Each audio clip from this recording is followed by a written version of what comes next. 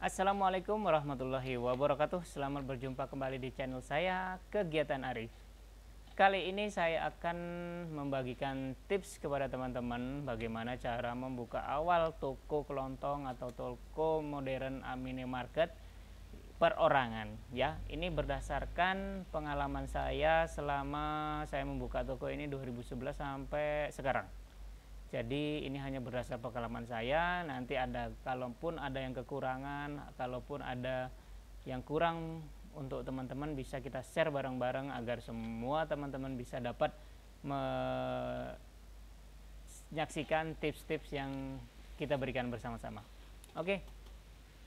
Pertama, untuk mendirikan atau membuka usaha toko kelontong atau usaha minimarket perorangan itu, yang pasti yang pertama itu kita akan tentukan target pasar. Market pasar kita itu untuk siapa? Misalkan ya, tempat usaha kita itu ada di dekat pasar, atau di dekat perumahan, atau di dekat sekolah pesantren. Nah, masing-masing itu yang pasti berbeda-beda kebutuhannya teman-teman ya. Oke, yang kedua itu adalah siapkan modal secukupnya atau modal sekuat teman-teman. Jadi modal itu tidak harus dipatok sekian. Pokoknya sekuat teman-teman semua dan secukupnya. Karena menurut saya modal dipatok sekian itu akan menjadi beban buat kita nantinya. Contohnya ya, dapat dari mana modal ini? Pertama tuh kadang kita untuk mendapatkan modal dari jual barang yang kita miliki, terus dari tabungan atau dari bantuan orang tua atau saudara dan segala macamnya. Ada juga yang terakhir yang paling ekstrim menurut saya untuk pertama kali untuk buka toko itu dari pinjaman bank. Menurut saya jangan dulu teman-teman, kalau membuka pertama itu jangan modalnya dari pinjaman bank. Oke. Yang ketiga adalah siapkan inventaris atau alat-alat toko teman-teman.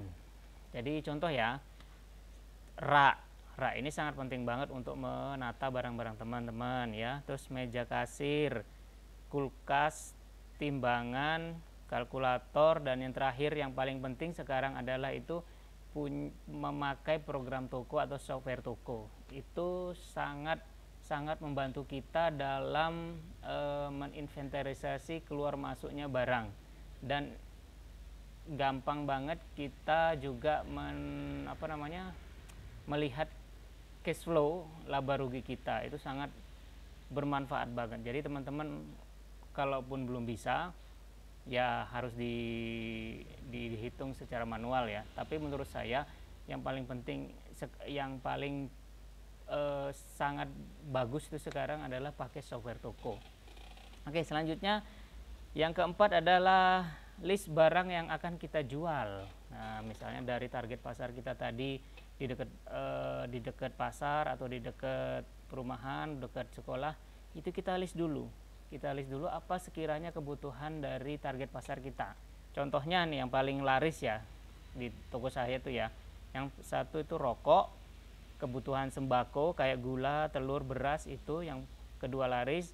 Terus snack, minuman, terus sabun mandi, mie instan, obat-obatan, kopi, teh, bumbu dapur, dan bahan kue. Itu yang poin paling penting menurut saya, karena itu yang paling dicari pelanggan yang ada di toko saya. Oke, lanjut. Setelah kita list barang yang akan kita jual, yang kelima adalah mencari sales atau distributor atau toko grosir di daerah kita.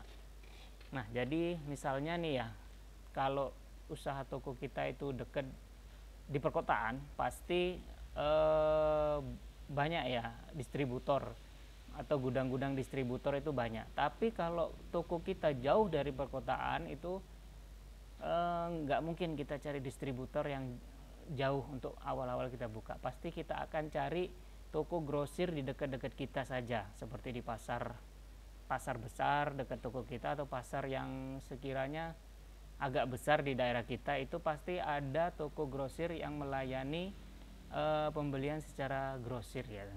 Nah, jadi itu ya teman-teman ya. Terus setelah kita mencari grosir, distributor. Yang keenam adalah yang pasti sudah tentu menata produk-produk yang akan kita jual. Jadi teman-teman, menata produk ini sangatlah penting, karena kalau kita tata dengan asal-asalan itu akan barang-barang itu tidak akan cepat laku. Jadi kalau menata barang-barang itu ada caranya itu sesuai produk, sesuai kriteria barangnya, tipe barangnya, sesuai misalnya sabun-sabun aja, misalnya snack-snack semuanya, misalkan kopi-kopi semuanya. Jadi menatanya itu harus sesuai tipe barang yang kita jual. Sekian dulu teman-teman tips singkat dari saya. Mungkin terlalu singkat ya, tapi itu nanti saya akan menjabarkan secara detail setiap poin-poin tadi secara detail 1 sampai 6 ya. Itu saya akan jabarkan dengan detail bagaimana cara kita mendapatkan modal, bagaimana kita cara menata barang, bagaimana cara kita mencari distributor di daerah kita.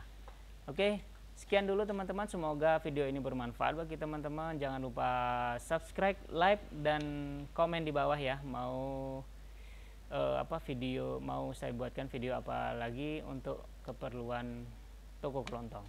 Oke, sekian dulu teman-teman. Assalamualaikum warahmatullahi wabarakatuh.